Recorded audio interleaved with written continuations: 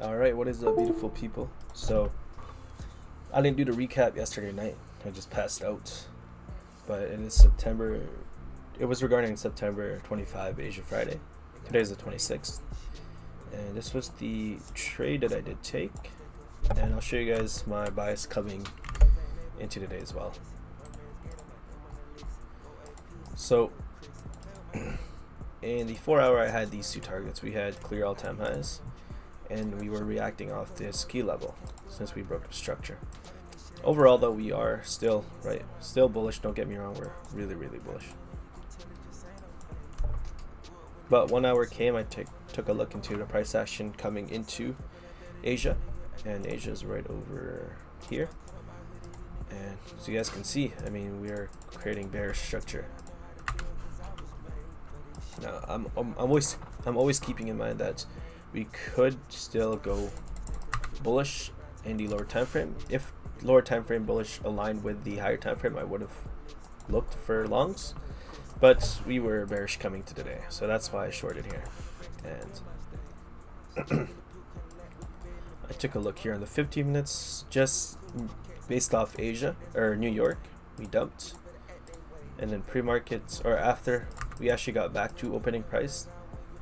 So I was like, okay, we still failed to break this high.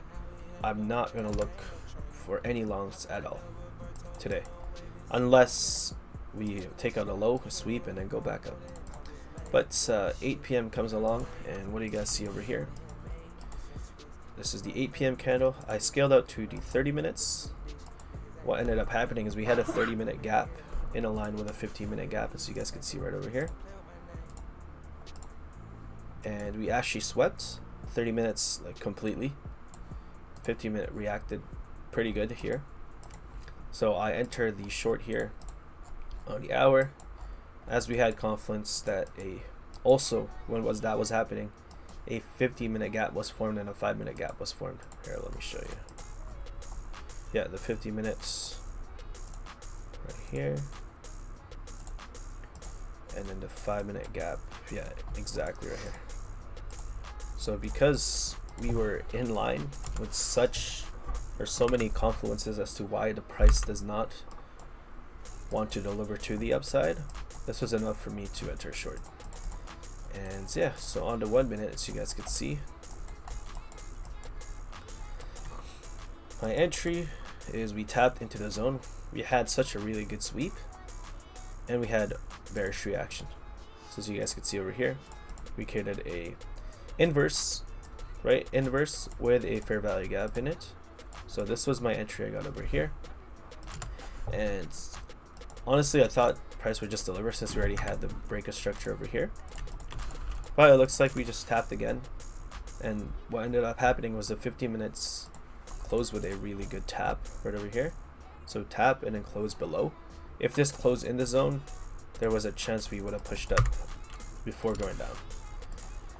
But yeah, that's what ended up happening here, is we actually respected the zone again, which caused us to dump. And I only did a 1-to-1. I was going to target a 1 to the 4 hour lows, but again, right, my strategy, and why would I change my strategy if it's been working? This is literally such a good setup for my strategy of continuation, and like, why would I change anything? If it works, it works, right? I'm literally gonna throw everything away for an extra 0.5%, or I can just get a guaranteed day, the only trade of the day, and then get out, right? I think this week been a longer week, but this one, it was only 24 minutes into the charts and I'm off. That's what I was doing when I was on my journey to getting my first payout, is my trades only last around 10 to 15 minutes. But lately I've been staying on the markets for like 1 to 2 hours. Not sure what it is, maybe I'm just enjoying the charts. But my job as a trader is I stay patient, I wait for my setup. If I get my setup, I execute, and I do risk based on discretion. But I should never ever under risk unless my confidence is all-time lows, or I shouldn't even over risk, because now my emotions could be in play. Where, okay, I see I'm done 0.5% already, and it's only halfway, then I close the trade, right? So I'm just gonna start risking properly. That's what I said the last 2 days, and that's what I've been doing this past week.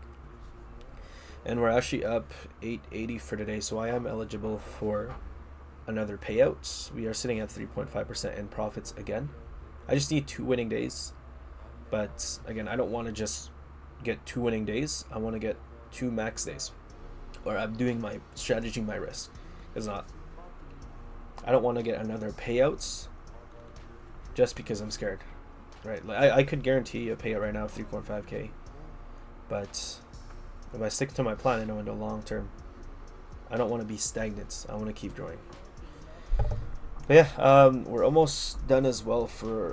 I have 2 funding ticks evals. They're back up at 60% profits. One is at 50%, and then I had bought an Apex 100k eval as well, which is at 50% profit targets.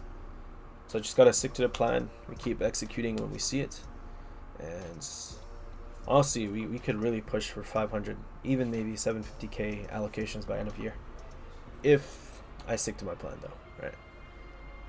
But yeah, man, that's it. You guys have a good day. Oh, one last thing actually, right here, because I did record this yesterday. It's supposed to go.